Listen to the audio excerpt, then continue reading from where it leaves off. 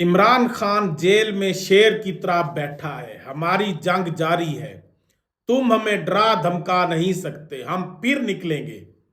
सुलेमान अकरम राजा की Malik Ahmad Bhachar opposition leader Punjab के साथ एक बड़ी प्रेस कॉन्फ्रेंस।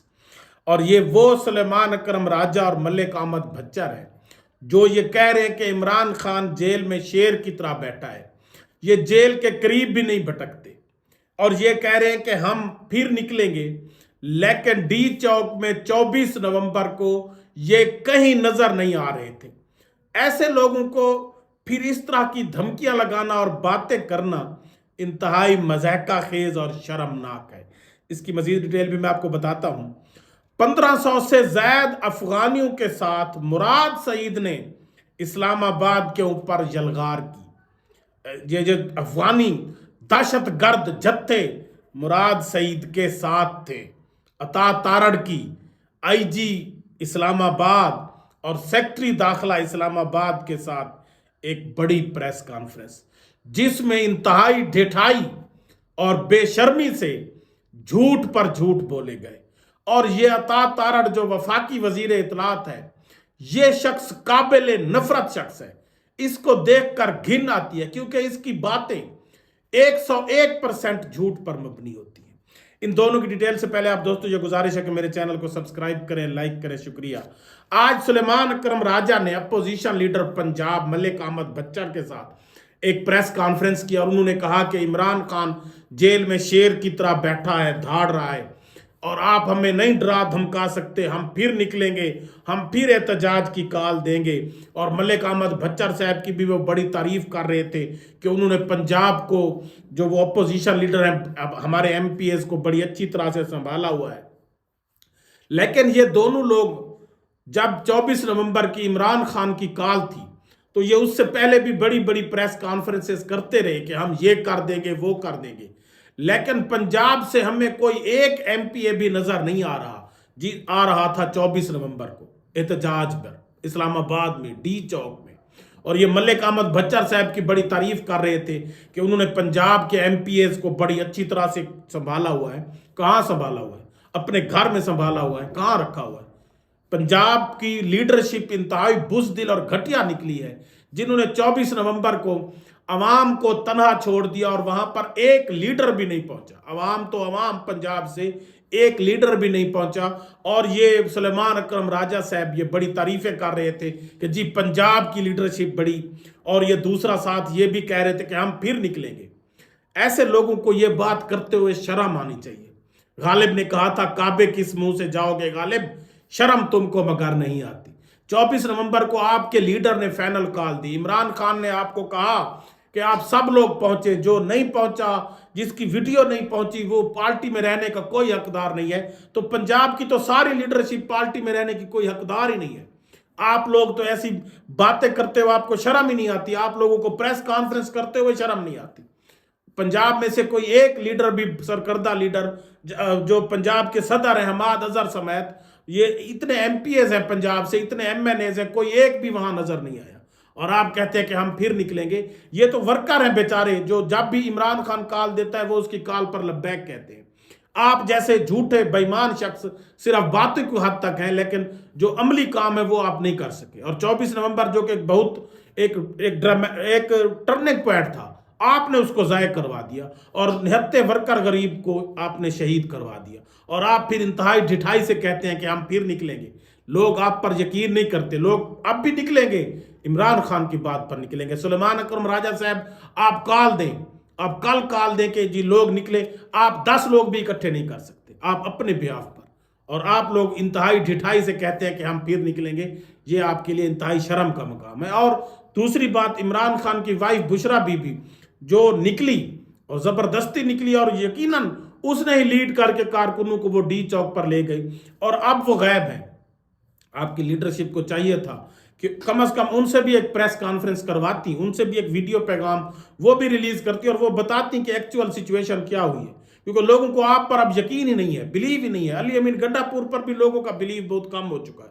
اور ان کو آپ نے چھپایا ہوا ہے. ان کی بہن کہہ رہی تھی کہ ہمیں ان کا کوئی پتہ ہی نہیں ہے ویئر اباؤٹس کا، کہ وہ اس وقت کہاں ہیں، ہمیں تشویش ہے کہ ہماری بہن کہاں ہے.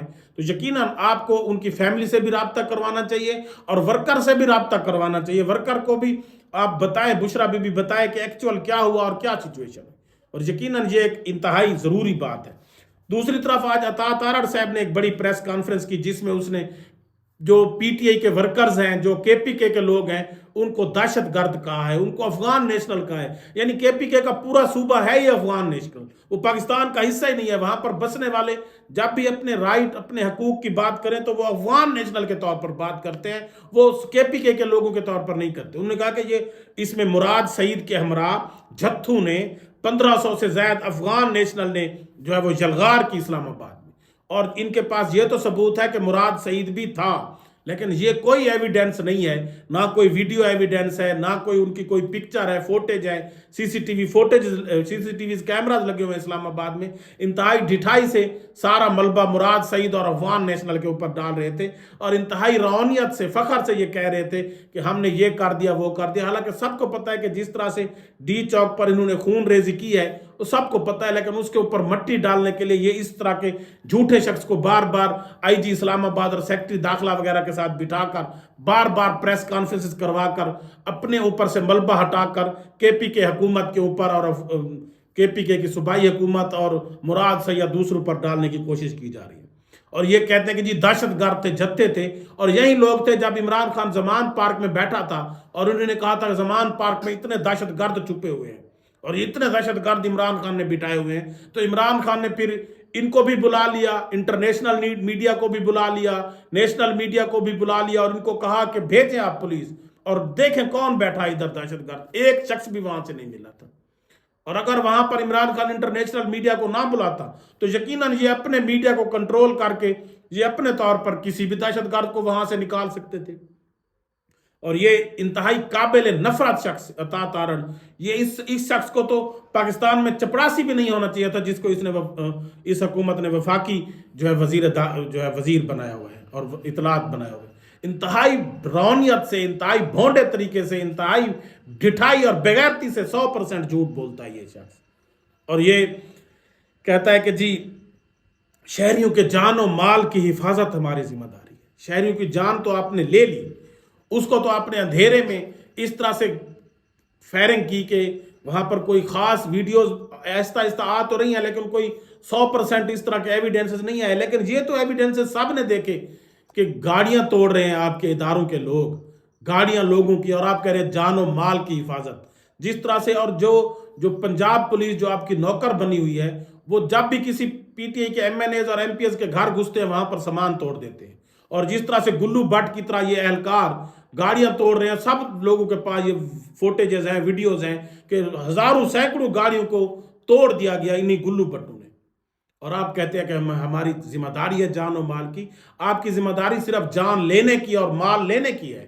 اور یہ پاکستان، آپ یہ جو لوگ گاڑیاں توڑ دی ہیں آپ نے، یہ ایکچولی تو آپ نے پاکستان کی اکانومی جو پہلے ہی ڈوب رہی ہے اس کو مزید آپ ڈبو رہے ہیں، لوگوں کے کاروبار تباہ کر رہے ہیں، یا اس طرح سے آپ یہ جو لوٹ مار کر رہے ہیں اور یہ گاڑیاں توڑ رہے ہیں، اس طرح سے آپ یہ پاکستان کو پیچھے دھکیل رہے ہیں، پاکستان کی اکانومی کو ڈبو رہے ہیں.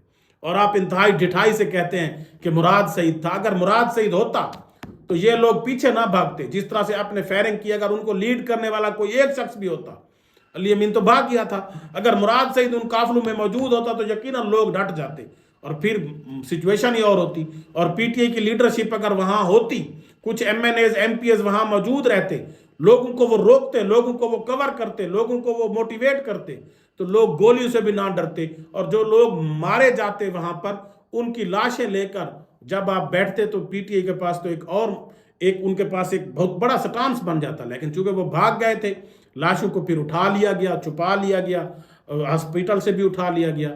تو اس طرح سے عطا تارڑ کی بےہودگی سے، انتہائی بے وقوفانہ انداز سے پریس کانفرنس کر کے لوگوں کو آپ کے چہرے سے بھی جھوٹ جھلکتا نظر آتا ہے.